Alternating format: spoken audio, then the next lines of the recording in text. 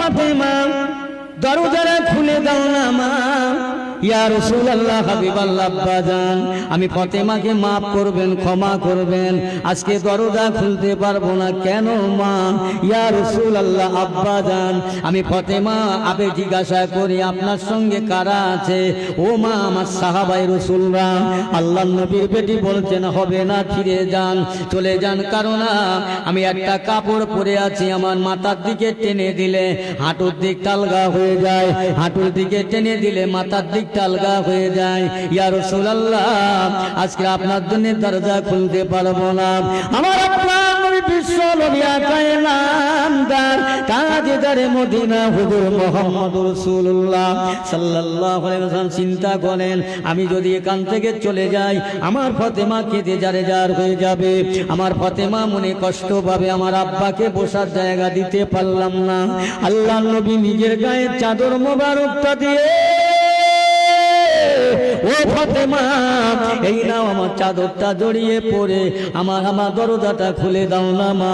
দরজাটা খুললেন, খোলার পরে রসুলকে বসার জায়গা দেবেন, সাহাবীদের বসার জায়গা দেবেন, কিছুই নাই। কি দেবে বসতে বাবা? একটা চামড়ার বস্তু, তাতে করে উটের খাদ্য বহন করা হয়, আবার নিজেরা ব্যবহার করা হয়, মেহমান আসলে তাকে বসতে দেওয়া হয়। এইটাই দিলেন, সাহাবায়ে রাসূলরা বসে রয়, কিন্তু সাহাবীরা ক্ষুধার্ত রাসূলুল্লাহর কাছে আসলেন, ওরা কি দেবে ফাতেমাকে? আমার নবী পাক বাইরে ভিতরে গিয়ে জিজ্ঞাসা করে, মা ঘরে কিছু কি খাবার আছে? জি না। ইয়া রাসূলুল্লাহ, ঘরে কিছুই নাই, আজ 3 দিন 3 রাত হয়ে গেল, আমার হাসান হোসাইনের সাদা পানি ছাড়া আর পেটে কিছুই দিতে পারি না। আম্মা জান ফাতেমা চোখের পানি ছেড়ে কাঁদতে লাগলেন, ও আমার বেটি কেঁদো না।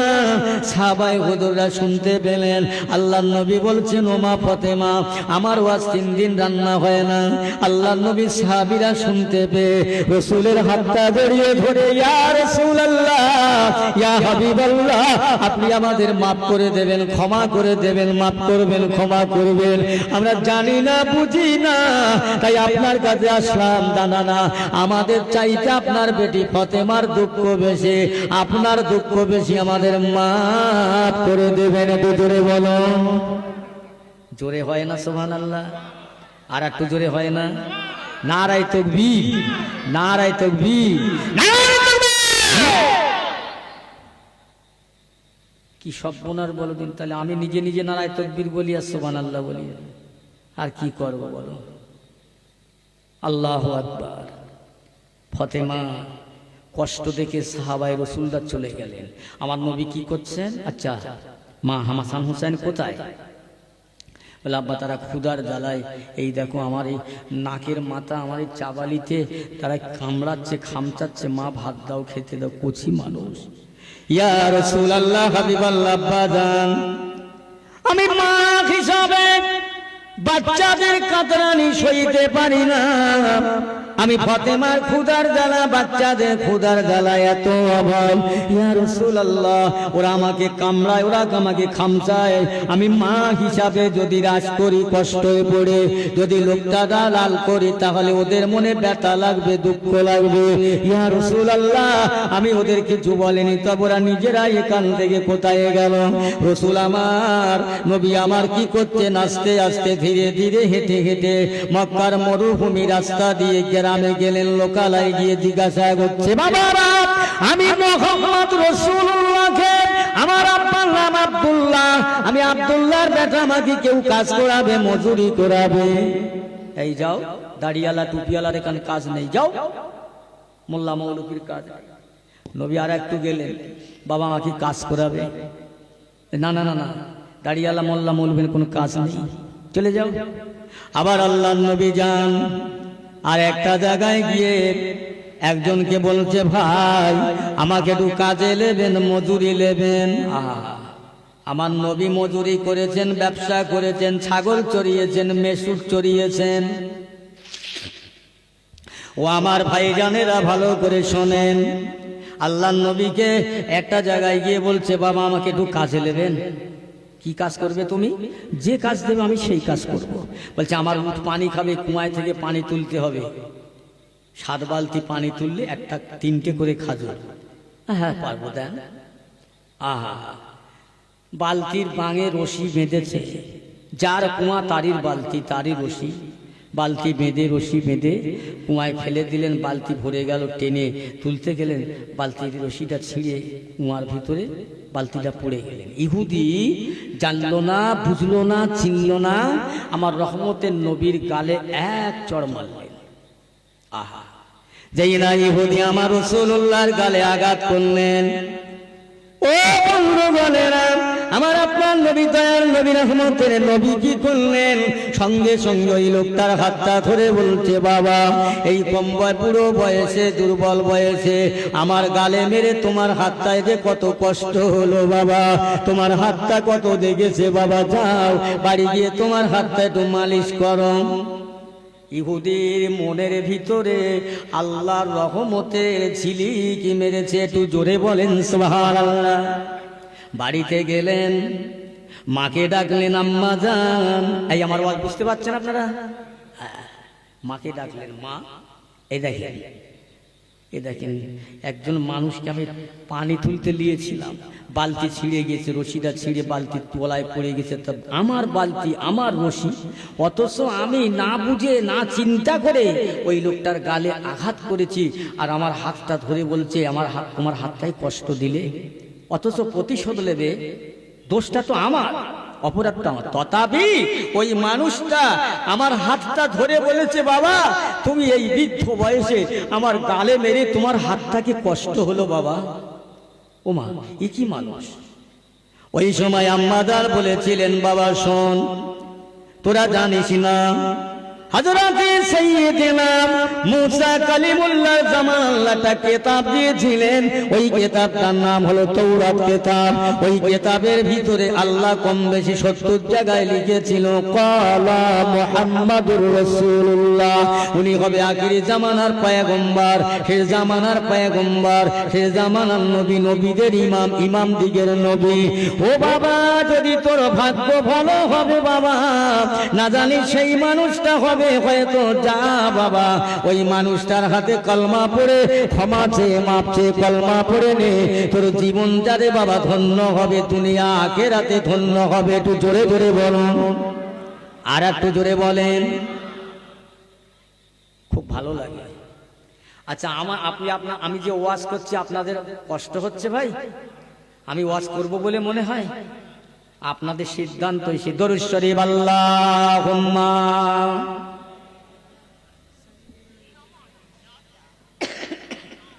কথা বলতে বলছি, কতক্ষণ পর্যন্ত বলবো?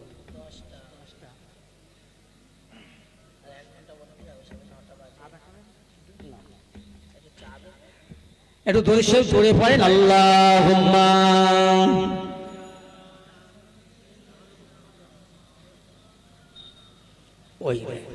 ওয়ালা আলে সাইয়্যিদিনা।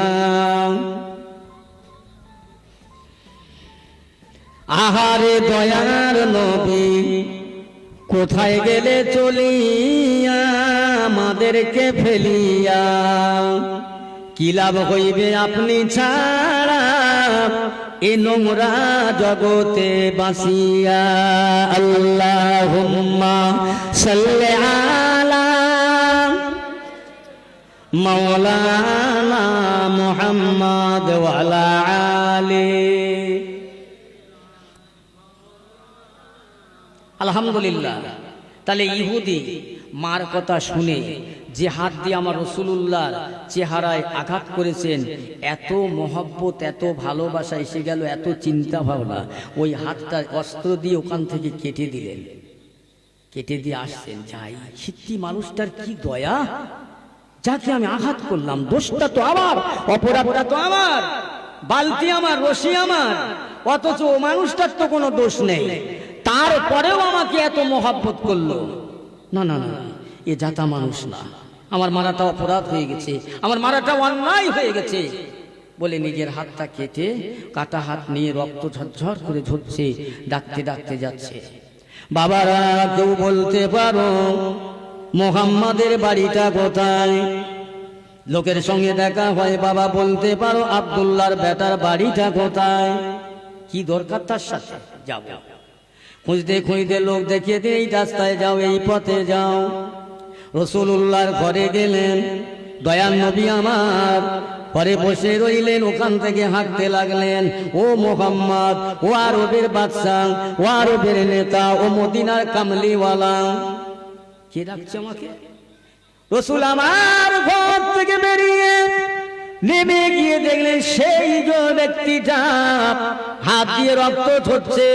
আল্লাহ নবীর দরবারে এসে বললেন, ইয়া রাসূলুল্লাহ, হাবিবাল্লাহ, ওই আল্লাহর নবী, আল্লাহর বন্ধু, আমি আপনার কাছে ক্ষমা চাইতে এসেছি, মাপ চাইতে এসেছি, আমাকে ক্ষমা করুন, মাফ করুন, আমি অন্যায় করেছি। কি হয়েছে বাবা? ইয়া রাসূলুল্লাহ, হাবিবাল্লাহ, আমি না জেনে, না চিনে, না বুঝে আপনার গালে আঘাত করলাম। এই অপরাধ আমার মাফ করে দেন বাবা, ক্ষমা করে দেন বাবা। শোনো, তোমার ওই হাত দিয়ে রক্ত হচ্ছে কেন? বলে হুজুর, যে হাত দিয়ে আপনার গালে আঘাত করলাম ওই হাতটা আর আমি আমার চেহারায় রাখবো না, শরীরে রাখবো না, আমি মহাপাপী, মহা অপরাধী। না না বাবা না, ওই কাটা হাতটা নিয়ে এসো বাবা। হুজুর আমাকে মাফ করুন। ও বাবা, তোমাকে মাপ চাবার আগে, ক্ষমা চাবার আগে আমি রাসূলুল্লাহ তোমাকে মাফ করে দিলাম। একটু জোরে জোরে বলেন সুবহানাল্লাহ। যাও, এই হাতটা কাটলে কেন? হুজুর, আমি বড় অন্যায় করেছি, আমার মাপ আছে কি না জানি না, আমি ঠিক করেছি। যাও বাবা, হাতটা নিয়ে এসো, কাটা হাতটা নিয়ে এসো। না না হুজুর, যে হাত দিয়ে আপনার চার আঘাত করলাম ওই হাত আর আমি রাখবো না। ও বাবা, লোকেরা তোমাকে খোঁড়া বলবে, নুলো বলবে, প্রতিবন্ধী বলবে, বলে বলুক হুজুর, আমি আর এই হাতটা রাখবো না। ও বাবা শোনো, আমি রাসূলুল্লাহ তোমাকে মাফ করলাম, ক্ষমা করলাম, হাতটা নিয়ে এসো। আল্লাহ নবী দরবার থেকে ওই মানুষটা ছুটে ছুটে কাটা হাতটা নিলেন। কত বড় নবী আমার, কত বড় ডাক্তার, কত বড় সেবক, চিন্তা করেন। ওই কাটা হাতটা নিয়ে ইহুদির ওই কাটা জায়গায় বসে আমার রাসূলুল্লাহর গালের লালা মোবারক দিয়ে দিলেন। এমন জোড়া জুড়ে লেগে গেল, এমন ভাবে লাগলো কেতাবে ওই ব্যক্তি বলছে আমার অন্য হাতের যন্ত্রণা হয়, যন্ত্রণায় ছটফট করি, কিন্তু ওই হাতটা আর জীবনে আমার যন্ত্রণা ব্যথা হয় না। আহা, কি নবী, কোন নবীর কথা বলছি? আল্লাহ রসুলের হাতে হাত রেখে কলমা পড়লেন, মুসলমান হয়ে গেলেন, তওবা করলেন, আল্লাহর জান্নাতের যোগ্য মানুষ হয়ে গেলেন। আর একবার জোরে বলুন সুবহানাল্লাহ। নবীর আদর্শ দেখে, নীতি দেখে একটা ইহুদি মুসলমান হলেন। আমরা মুসলমান, আমাদের আদর্শ দেখে একটা মুসলমান চলে যাচ্ছে অন্যদিকে। বড় দুঃখ, বড় ব্যথা। আল্লাহ নবীকে বললে, হুজুর আপনি আমাকে কাজ করলেন তো মজুরি নিলেন না, এইলেন আপনার মজুরি, অনেকগুলো টাকা, অনেকগুলো পয়সা খাজুর দিলেন। বিশ্ব নবী, দয়ার নবী, হায়াতুন নবী আমার ওই খাজুরগুলো নিয়ে ফাতেমার ঘরে চলে যান। হযরত ইমাম হাসান আর হুসাইনকে ডাকলেন, ভাই এসো, আমি তোমাদের জন্য তোমাদের নানা কিছু খাদ্য এনেছি, আসো। আল্লাহ নবী বলেন, দুনিয়ার ভিতরে যে হাসান হুসাইনকে ভালোবাসলো, আমি রাসূলুল্লাহকে ভালোবাসলো।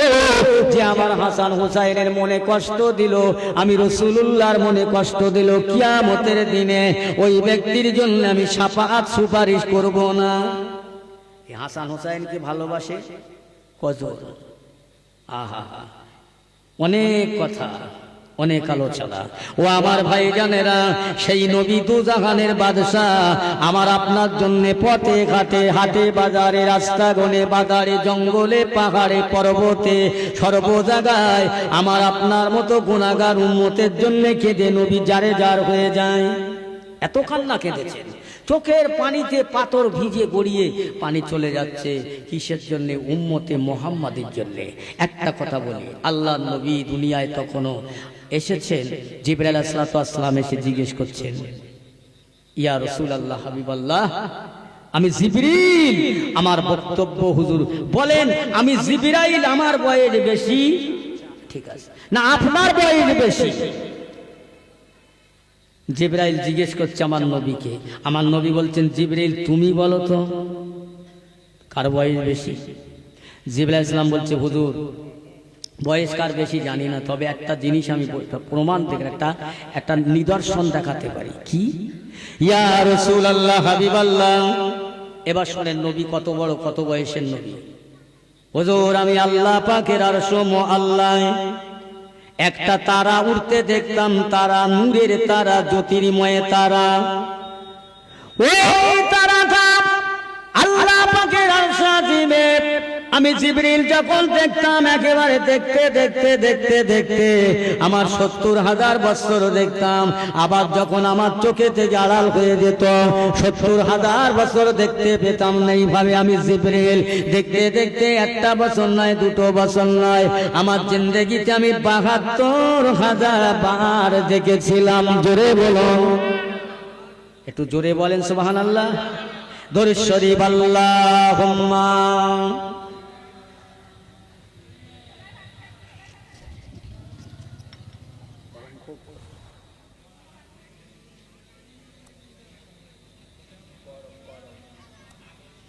এই কি হলো বলো দিন? আমার তো মনে হচ্ছে যে ছেড়িয়ে দেমা কেঁদে মাসি। ও চা খান, দরুদ শরীফ পড়েন। যাই হোক আমার ভাইরা, জানে জ্ঞানজাম করবে না। চা ভালো জিনিস। চা তো বাবু সমাজের সভাপতি হয়েছে। হ্যাঁ, সবার দরকার চা, সমাজের সভাপতি। কি করবে? আগেকার দিনে কুটুম আসলে শরবত দিত, মাসাসিরা, আমরা শরবত খেয়েছি। এখন আর সে নেই। এখন শিগগিরি গ্যাসে একটুখানি ঠুকে দিলি চা, সব কিছু বেঁচে গেছে। আরে বাবা, যত ভালো হয়েছে অত খারাপ। এর বেশি ভালো ভালো না, বেশি ভালো ভালো নয়। আমার বন্ধুরা, তাহলে আমার নবী পাক সাল্লাল্লাহু আলাইহি ওয়াসাল্লামের আল্লাহ কেমন পাঠিয়ে? জিবরিল বলছে আমার জিন্দেগিতে আমি 72,000 বার দেখেছি ওই তারাটা। আল্লাহ নবী বলেছেন, জিবরিল আর কি দেখতে পাচ্ছ? জি না। আচ্ছা, ওই তারাটার সঙ্গে কি দেখতে বলো তো? কি দেখা যেত? হুজুর, ওই তারাটার সঙ্গে 3টে জিনিস দেখতাম। কি বলো হুজুর? ওই তারাটার মাথায় একটা টুপি দেখতে পেতাম, গলায় একটা মতির মালা, 2 কানে 2টো দুল।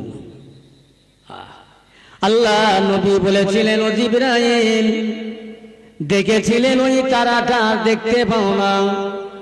ওই তারাটা তারা দেখেছো? ওই তারাটা হলো আমি নবী নূরে মুহাম্মদ রাসূলুল্লাহ সাল্লাল্লাহু আলাইহি ওয়াসাল্লাম। একবার জোরে বলুন সুবহানাল্লাহ। এবার বয়স কত?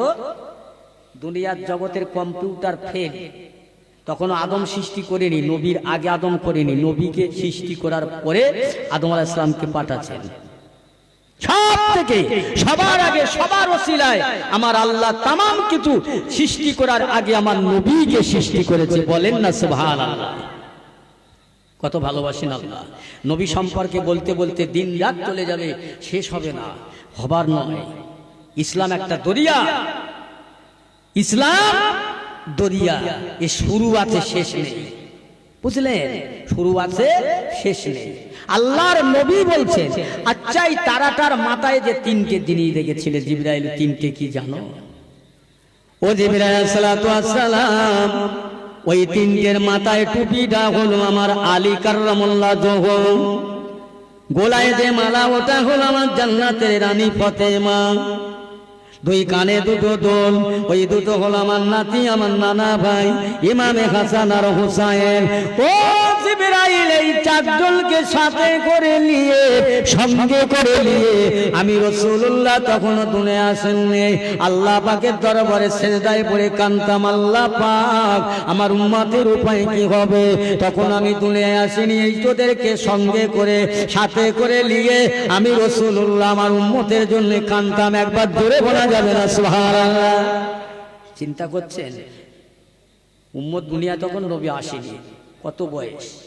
পেয়ারা ভাইজানেরা আমার, অনেক কথা আমি সব কথা বলতে পারবো না, একটু একটু করে বলে যাই। এই নবীর ইজ্জত সম্মান, নবীর মান মর্যাদা, নবীর অফার আপনাদের কাছে কি বলবো? কেউ যদি নবীকে অপমান করে, বেইজ্জতি করে, ওই ব্যক্তি টুকরো টুকরো হয়ে যাবে। কেন জানো? আল্লাহর নবী মুসা আলাইহিস সালামের জামানায় একটা আলেম ছিল আবুল হারেসা। সে কেতাবী আলেম, তৌরাত কেতাবের পাকা পুক্ত আলেম। এই শুনছেন তো নাকি? পুক্ত আলেম আবুল হারেসা। ও চিন্তা করেছে যে করে এই তৌরাত কেতাবের মধ্যে, কেতাবটা তো মুসা কালিমুল্লাহ, কিন্তু এর মধ্যে মোহাম্মদ নামটা কেন থাকবে? যাই হোক, আমি এই নামগুলো কেটে এই জায়গায় মুসা কালিমুল্লাহর নাম বসাবো, আর বসালে আল্লাহ খুশি হবে, নবী মুসা কালিমুল্লাহ খুশি হবে। ও মাতব্বরি করে আমার নবী মোহাম্মদের নামগুলো সব কেটে ওই জায়গায় মুসা কালিমুল্লাহর নাম বসালেন। আল্লাহ পাক সঙ্গে সঙ্গে আবুল হারেসাকে কি করলেন? গোসাপ তৈরি করলেন। গোসাপ, আমাদের দেশের লোকেরা বলে গুহেড়কেল সাপ। কি রাসূলুল্লাহর সঙ্গে বেয়াদবি করেছে, রাসূলের নাম কেটে নবী মুসা কালিমুল্লাহর নাম বসিয়েছে। আল্লাহর দোস্ত, আল্লাহর বন্ধু, কিরম দোস্ত বলতে আমি পারবো না, একটু একটু করে বলে যাচ্ছি। এখন আবুল হারেসা গোসাপ হয়ে রাস্তার একবারে যেমন থাকে, মুসা আলাইহিস সালাম আসছে, আল্লাহর নবী দেখে বলছে, আবুল হারেসা, এই ও তোর কি হলো, এই অবস্থা কেন? বলছে, হুজুর একটু শোনেন, দাঁড়ান, এই যে হালাত, এই যে অবস্থা কেন করেছি তা তুমি ভালো জানো, সেটা তোমার জন্য করেছি। হুজুর, আমি যে ভুল করেছি, আমি আপনার নামগুলো বসিয়ে দিয়েছি মোহাম্মদের নাম কেটে। আল্লাহর দরবারে আপনার তো সঙ্গে কথা হয়, একটু দেখে জিজ্ঞেস করবেন, আমার একটু ক্ষমা করে দিতে বলবেন, একটু মাফ করতে বলবেন। আল্লাহ নবী মুসা কালিমুল্লাহ আল্লাহ পাকের কাছে জানতে চাইলেন, আল্লাহ পাক আবুল হারেসা ভুল করেছে, মাফ করুন। আল্লাহ বলে, আমার মুসা, আর একবার যদি তুমি মাফের কথা বলো, ক্ষমা চাওয়ার কথা বলো, আমি তোমাকে নবীর দপ্তর থেকে নামটা কেটে দেব। কেন জানো? আমার হাবিবকে অপমান করলো, যার সিলাই কুল কায়না তাতার হাজার মাখলুকাত, তিনি আমার বন্ধু, আমি আল্লাহ তার বন্ধু।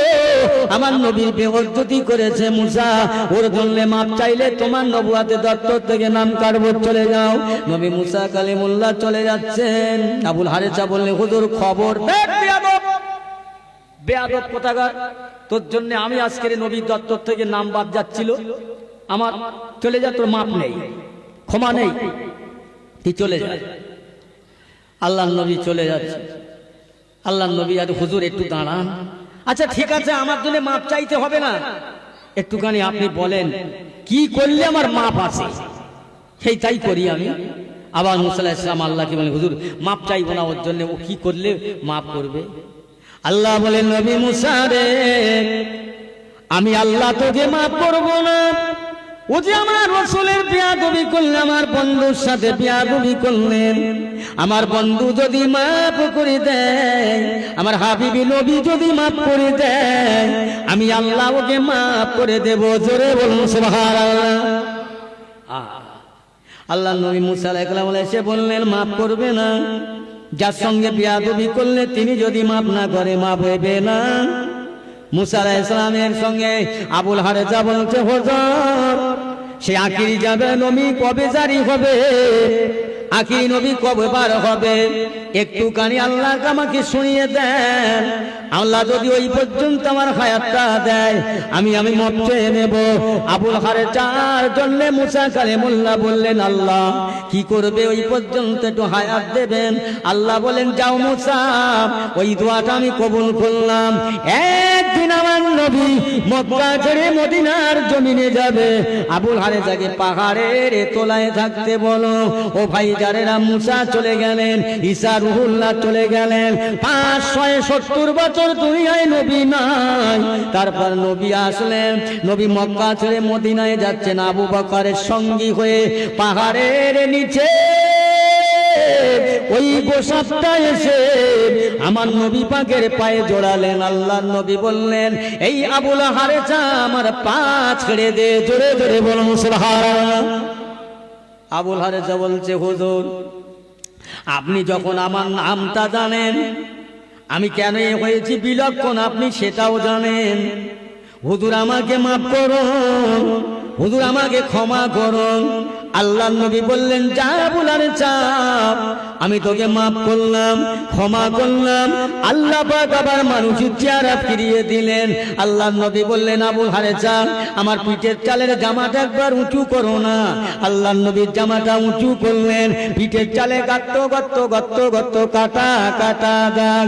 ইয়া রাসূলুল্লাহ, এই দাগগুলো কে চিরাই? আবু হারেসা মনে করে দেখ, যেদিন তুই মুসার তাওরাত কিতাব থেকে আমার মুহাম্মদ নামটা কেটে দিয়েছিলি, তুই যতবার কেটেছিস ততবার পেটির চালে ওই কাটার দাগটা রয়ে গেল। আহা, তুই জানো না আল্লাহ পাকের নবীর সাথে বেয়াদবি যে করেছে সে ধ্বংস হয়েছে।